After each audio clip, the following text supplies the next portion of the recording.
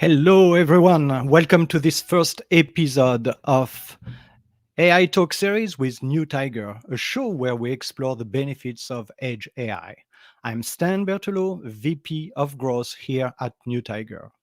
Before we dive into today's topic, let me update you on NeuTigers. NeuTigers is a Princeton spin-out building Edge AI solution to better impact healthcare. Our AGI solution are use sensors available on device and smartwatch to detect and diagnose disease and mental health condition. Our core technology can be used for deep data analysis and model training. For news today, we are super proud to have made it to the next big things in tech from Fast Company. This award is honoring the technology breakthroughs that promise to shape the future of their industries, from healthcare to industrial IoT, cybersecurity, and more. In January, we will be at the CES, and we are looking forward to seeing you. Our next live show will be on December 17th at 2:30 p.m. Eastern Time with our co-founder and Princeton University Professor Jia. I will ask Professor Jia to explain what Edge AI is and why is it revolutionizing machine learning. I know that we have a large audience from the healthcare sector with us today, and you won't want to miss our upcoming broadcast on the clinical trial with Professor Frederic Galacteros and the AI model that we are developing to detect and prevent the onset of sickle cell disease crisis. We don't have a date just yet, but make sure you subscribe to our blog to be alerted as soon as we have one. And remember, this is a live event, so anything can happen. The internet can go down, my dog can start barking. If that happens, just stick with us and we'll be back. Also, make sure that you use the comment box to ask questions and cheer us up during this conversation. I now want to welcome Bryan Marascalchi, an anesthesiologist, a pain medicine physician, and the co-founder of Patient Premier, a digital platform connecting patient with physician. Welcome to the show, Bryan. Hi, Stan. Thank you for having me and for the very kind introduction. You're very, very welcome. How are you today? They're doing very well. All right. Can you please introduce yourself? Sure. My name is Bryan Marascalchi, and by training, I'm an anesthesiologist and pain medicine physician, and combined my experience in healthcare and technology, and this led to the development of a digital health platform called Pain Scored by our parent company, Patient Premier. Good. So you are an MD with a specialization in pain medicine, and yet you have already founded two companies. How did you become such an entrepreneur?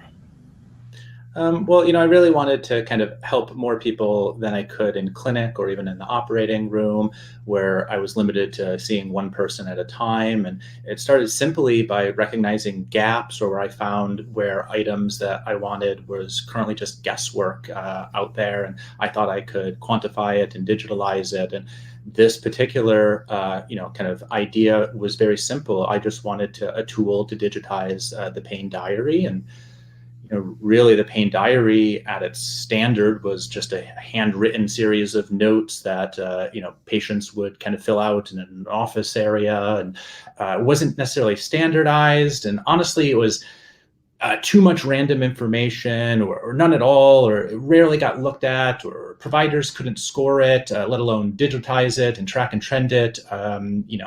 When that even happened, that was just a point in time. It was just, well, how was the patient doing? Well, they had this assessment in my office. Rather, we didn't necessarily understand what was going on in between visits. So our goal was to kind of make that process more meaningful in between visits. And that started the journey, where shortly thereafter, we kind of also realized that insurers recognized this gap and reimbursed for this process. And kind of my journey here just showed the ability to kind of touch large numbers of patients' lives and kind of break through this large and personable system and build tools to reach out and connect patients and providers.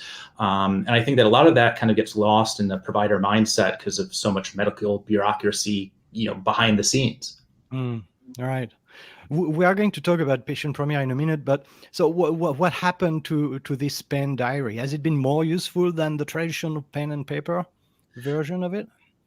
Well, for sure, when you fill things out by hand, you have human error, and that human error kind of is on both sides. When a patient is taking an assessment, it's up to them to follow the instructions and answer questions. If they incompletely do it, you may not be able to even score accurately that assessment and make sense of it in a standardized way.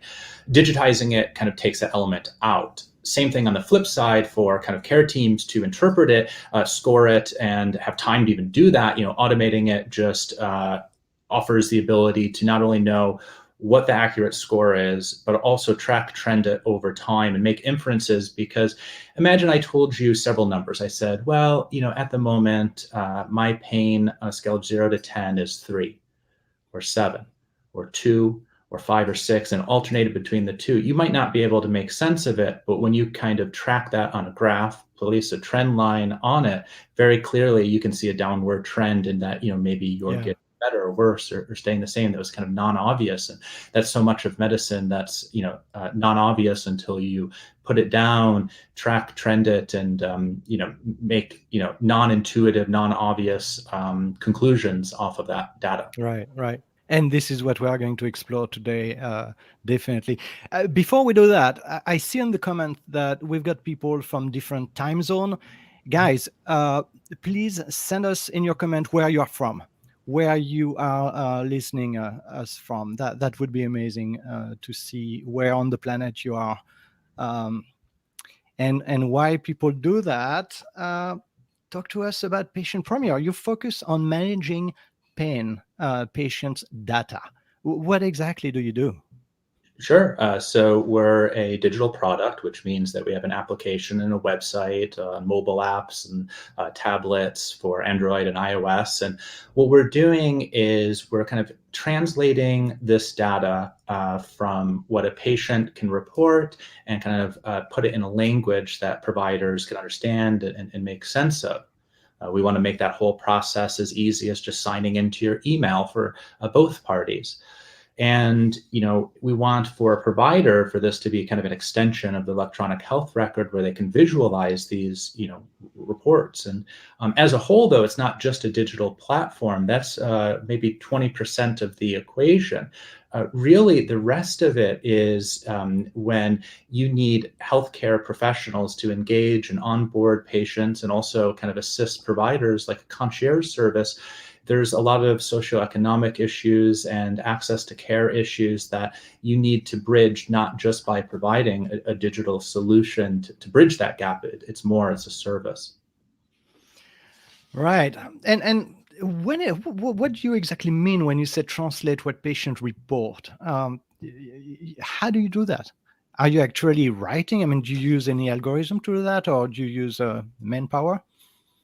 So that really is when we have these assessments. Patients want to tell how they're feeling, how they're doing on multiple domains, not just pain, but mood, functionality, sleep, steps. All of this has to be rolled up into one so that clinicians can make better decisions. And that process is that translation of data. And sometimes it kind of happens dynamically.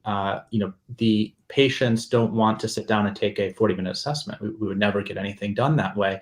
You have to take it in bite-sized pieces over time in a way that's kind of easily digestible, and then make sense of that in a way that's standardized, and also in a way that a clinician can make sense of it in the same way that when they look at, let's say, a research paper, they can make sense out of the difference between two cohorts as it relates to mood, as it relates to function or pain in general.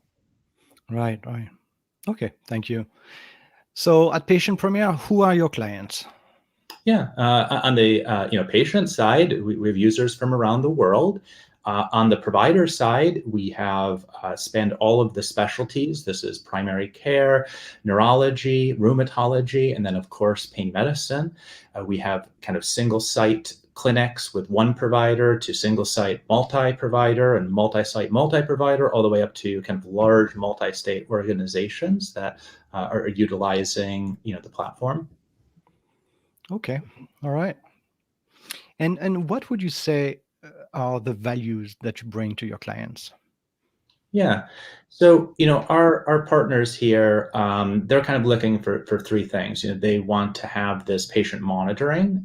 They also want to have this documentation and reimbursement as kind of icing on the cake. And, first, when we think about, patient monitoring, this is a way to create better connections between patients and care teams. And it's truly like a new language and a new way to communicate and connect between care teams and patients, where before it was truly just in person, face to face, at an office visit, spread out months apart. And the second, is kind of a recent change. As pain medicine has been kind of conflated with the opioid crisis, we have growing importance here, and there's just been a lot of pressure placed on providers within pain medicine that was placed by DEA, state and local attorneys general, physicians, other physicians, pharmacies, professional societies, boards of physicians, and this kind of process is, to say the least, very expensive and time-consuming. Providers now have this burden that they need to benefit patients and show everyone, including insurers, that they're benefiting the patient, that they're providing value, that they're avoiding harm. We need better data, better reporting, and especially all of this data being tracked, trended over time with intelligent alerting to make these claims, to provide that care, to avoid that harm, to make sure that what we're doing is the right thing at the right time. And then that last part, the reimbursement, as I said, is kind of the icing on the cake. You have healthcare at the moment being so complex, to just be an understatement. And you don't just have our customers as kind of, the end client or the only customer. You have insurers, the patient. There's a lot of different stakeholders here who kind of all have to be aligned for that kind of quality and benefit. Right. So that brings us to what we are working on together, right? Patient Premier and NeuTiger, we are working on an AI solution to understand the specificity of your population and segment which are at risk, right? This is totally innovative, and I believe Patient Premier is among the pioneer in the healthcare sector to look at AI to unlock the value of its data. What are you trying to solve exactly with AI? Sure. I think the best way to kind of think about it is this is the next step in documentation. When we kind of said, well, the current standard of care was either verbal or written, kind of questions. And let's just kind of make an example. When a doctor asks you, how is your pain, between a scale of 0 to 10, 0 being no pain, 10 being the worst pain that you've ever experienced. And then that was at an office visit across many months, and there wasn't touch points in between. That bridges an opportunity, and that opportunity can even cause harm to a patient when you're not having those kind of better data points, better understanding what's happening in between visits. And when you have to kind of see the whole picture, the whole patient. You need to understand their background, what's happening at home. You have to understand what their support systems are, what the quality of life is, what their functionality is.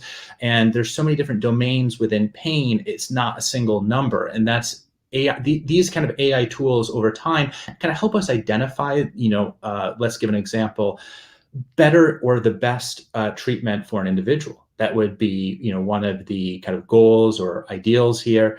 And it's not going to just happen tomorrow. It's an iterative process, and we have to make sure that we're benefiting the patients first. And that was an interesting thing that we had as a first premise, was that a lot of the AI systems in practice now are obtuse, and they're just have a mystique surrounding it. And the core kind of tenet of what we wanted to do was we wanted to provide the same insights between what a patient was getting and what a doctor was getting, and their whole care team would share in that, and the patient themselves. We wanted to make sure that there was a balance there, that what was being assessed and what was being reported was seen by all parties. Right. And this is quite interesting, right? Because as you know, NeuTiger is really working hand in hand with the clinician, the physician, and the patient to develop algorithm and model which are clinically approved. And I will come back to that later on. But talk to me about the specificities of EMR data, and what are the potential saving company could derive from AI? Yeah, there's a lot of, I guess, like hidden information in EHRs, and a provider has to search for them. They have to track it down. They have to trend it. They have to correlate it in order to make better decisions. And quite frankly, they don't have time. Here's an example, and also, I think as a kind of a slight tangent, the medicine at the moment is too complex to derive novel kind of ideas on intuition alone, just a priori. It requires kind of data streams to be collected, interpreted, and you have to find these kind of non-obvious, non-intuitive, or even counterintuitive solutions, answers to make these better decisions. And an example was a publication recently on heart failure. And when we kind of applied AI learnings to the data streams that were coming out, we found that it wasn't necessarily the medications that we were, kind of assisting in reducing admissions. In fact, it was actually home support systems.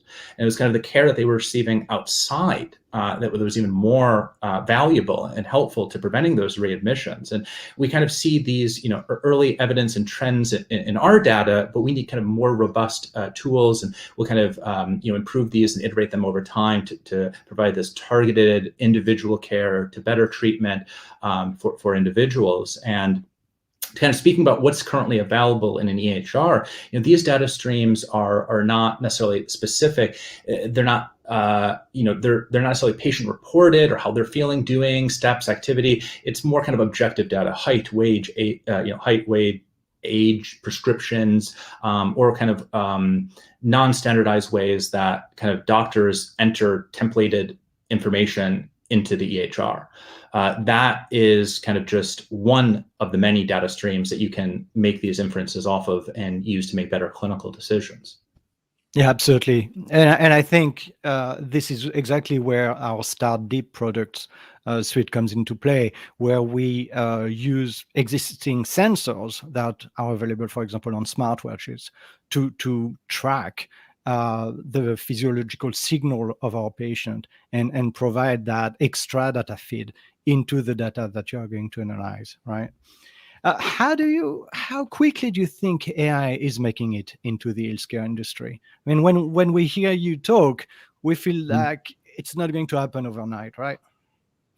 Yeah, I think it's kind of funny. It evolves over decades, and when I think about it, I laugh because I still have a pager. I actually own a physical pager. I own a fax machine. We use it every day. We would be out of business without either. That's kind of funny. And, the way that this evolves is, if you're still using technology from 30, 40 years ago, you think of maybe how the internet has transformed into web 1.0, 2.0, now 3.0. And this happens over decades. It doesn't go anywhere. It's just an iterative process. But where are we now? We have AI taking roots in a lot of fields: radiology, ophthalmology, and even dermatology. And those are visual fields, where you're trying to classify different items to make decisions, but they're all visual. In fact, there's hundreds of FDA approved algorithms that have made their way into clinical practice across these specialties, and they're concentrated in those three specialties. But this is a unique opportunity for expansion. If you were kind of looked at growth and growth curves, it's going to be happening in these other specialties, pain medicine included. Right. And I know we talked about that as we were preparing this interview. What impact has had COVID on this industry? Yeah, it was, before COVID, this was primarily for early adopters, everything that we were talking about today. And since COVID, when we moved to telemedicine, it opened the doors for kind of those middle stage adopters to come in and utilize these technologies, and just saw kind of a rapid growth and expansion. And this was purely due to now needing to connect with your patients in new ways, and being able to do that remotely, do that over telemedicine, collect data remotely, not just vital signs, but the subjective and objective measures, and have entire clinic visits over telemedicine. And that just rapidly expanded what was possible, and the acceptance and uptake of that by healthcare organizations and providers and patients. Right. Right. So we are getting at the end of our interview, and I want to encourage everyone here to ask question if you have question for Bryan or for myself. But before we do, where do you see AI having the most impact in our field?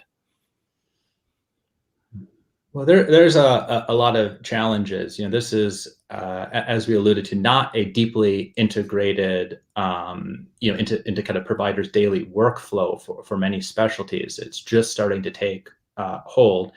And at the same time, providers need to be educated about this, and need to understand how to best utilize this to make better decisions, and understand that it's kind of intelligent alerting, not replacing clinical decisions and decision algorithms. Besides kind of having to be integrated into providers' workflows more seamlessly, you kind of also have to have the large organizations that do the regulatory work here, like the FDA, to standardize it, and also for healthcare systems to kind of standardize the adoption. Without that standardization, both from a regulatory and from a kind of adoptive standpoint, it's a nebulous process that is a barrier to entry for others. Lastly, this has to be scaled, and there's a lot of opportunities to use AI in the other adjacent subspecialties that it isn't currently being used for kind of increase the access to quality care, and minimize healthcare inequities, and really across the planet. And the platforms are kind of limited when they're purely digital, as I alluded to earlier. Some of the socioeconomic issues that come up, or just access to this.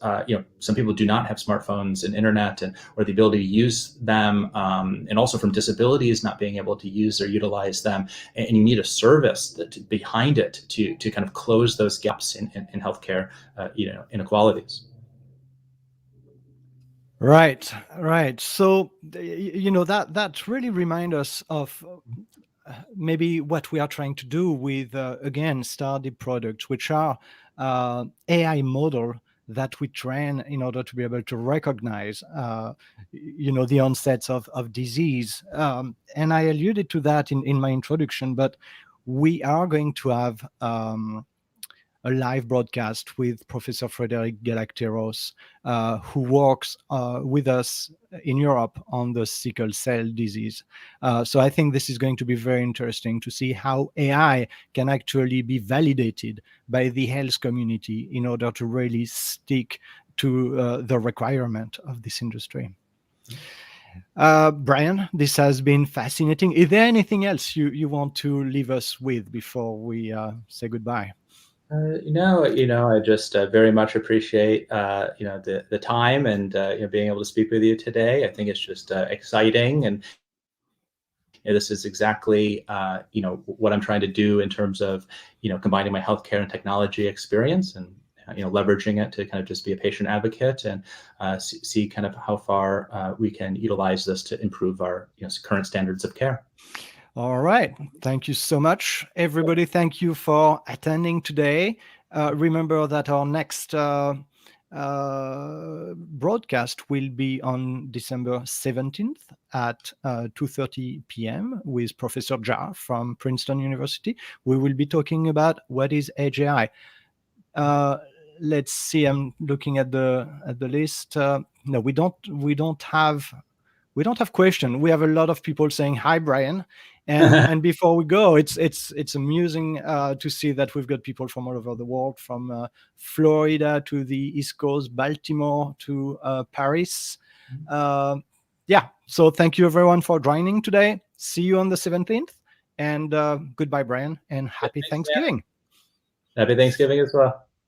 Bye-bye.